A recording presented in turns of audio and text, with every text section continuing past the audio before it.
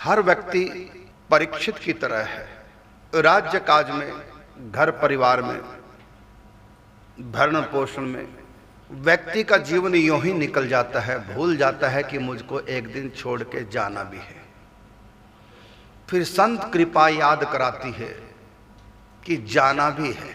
तब साधक की आंखें खुलती हैं जब वो अपनी मौत की याद करता है। मौत को भूलना ही भगवान को भूलना है। मौत याद आएगी तो भगवान याद आएंगे। संत कृपा से याद आया कि मुझको मरना है। सच बात तो ये थी, यदि श्रृंग ऋषि श्राप न भी देते तब भी उनको 7 दिन के बाद मरना ही था, क्योंकि उनकी आयु 36 वर्ष की थी और 36 वर्ष में 7 दिन रह गए थे। लेकिन उनको पता ही नहीं था, क्योंकि परीक्षित तो अश्वत्थामा के ब्रह्मास्त्र से जल ही चुके थे। भगवान ने उनको अपनी आयु से 36 वर्ष की आयु देकर के उनको जीवन दान दिया है। लेकिन ये बात किसी को भी पता नहीं था कि राजा परीक्षित की आयु केवल 36 वर्ष की है। तो भगवान श्री कृष्ण ने अपनी आयु में से 36 वर्ष की आयु देकर के बालक को जीवित किया। आज उनके 36 वर्ष पूरे होने में केवल 7 दिन रह गए और इनको पता ही नहीं, राज्य काज में उलझे हैं। और ये स्थिति सभी की है, केवल परीक्षित की नहीं। किसी को पता है कि कब मरना है? नहीं पता। लेकिन मरना है ये सबको पता है। लेकिन हम अपने मरने को अपनी मौत को बड़ी दूर से देखते, अरे बड़ी दूर पड़ी है, अभी तो बहुत जिएंगे, सुधर लेंगे फिर कभी, जब मरते समय, जब मौत पास आएगी कर लेंगे भजन। दूर से देखते हैं मौत को, लेकिन मौत कितनी नजदीक आ जाती है कई बार पता ही नहीं चलता। राजा परीक्षित की मृत्यु के केवल 7 दिन रह गए थे, पता ही नहीं। अब भगवान ने कृपा की राजा परीक्षित के ऊपर, और भगवान जब कृपा करते हैं तो संतों के माध्यम से करते हैं। और राजा परीक्षित को पता चला संतों के माध्यम से कि मेरी मृत्यु में केवल 7 दिन बचे हैं।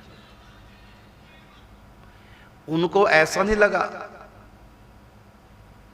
कि संत ने श्राप देकर मेरा कोई बुरा किया है, बल्कि राजा परीक्षित कहते हैं संतों ने श्राप देकर के मेरी आंखें खोली हैं। क्रोध में श्राप नहीं दिया, कृपा पूर्वक श्राप दिया है। क्रोध में श्राप देते तो यही कहते जाओ तुमको अभी तक्षक नाग डस ले, लेकिन अभी नहीं कहा, कब डसे? 7वें दिन। इसका मतलब क्रोध के आवेश में नहीं थे, होश में थे। तो उनकी मृत्यु के केवल 7 दिन रह गए थे, ये देख लिया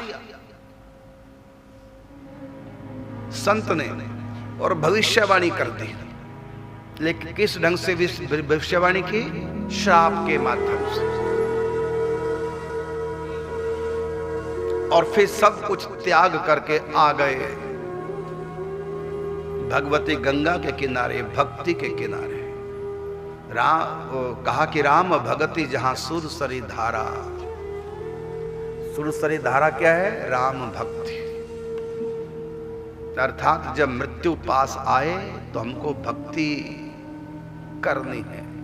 कैसे भक्ति करनी है? सब कुछ छोड़ करके। क्योंकि जब मृत्यु आएगी सब छुड़ा देगी, तो उससे पहले छोड़ के बैठ जाओ भक्ति में। क्योंकि अंतमति सो गति, तो अंत में संसार चिंतन में ना आ जाए और संसार से दूरी बना लो। क्योंकि घर में रहोगे तो घर के वातावरण का मन के ऊपर असर रहेगा, और मन से, परिवार से जो हम जुड़े हैं संबंध, वो टूटेगा नहीं। तो मौत आके संबंध तोड़वाए, उससे पहले हमको तोड़ करके संबंध जाने की तैयारी कर लेनी चाहिए। इसी का नाम है संन्यास। और बुढ़ापे में ये बात प्रत्येक व्यक्ति को कर लेनी चाहिए। वैसे तो मौत का कुछ नहीं पता, जवानी में आ जाए, बचपन में आ जाए, इसलिए हर समय ही व्यक्ति को तैयारी रखनी चाहिए, कभी भी मौत आ सकती है। तैयारी का मतलब संसार मेरा नहीं, मेरे तो गिरधर गोपाल दूसरों ना कोई, बस ये बात अच्छी तरह से चित्त में बैठ जाए। मेरे तो गिरधर गोपाल, इसका नाम है अनुराग, और दूसरों ना कोई, इसका नाम है वैराग।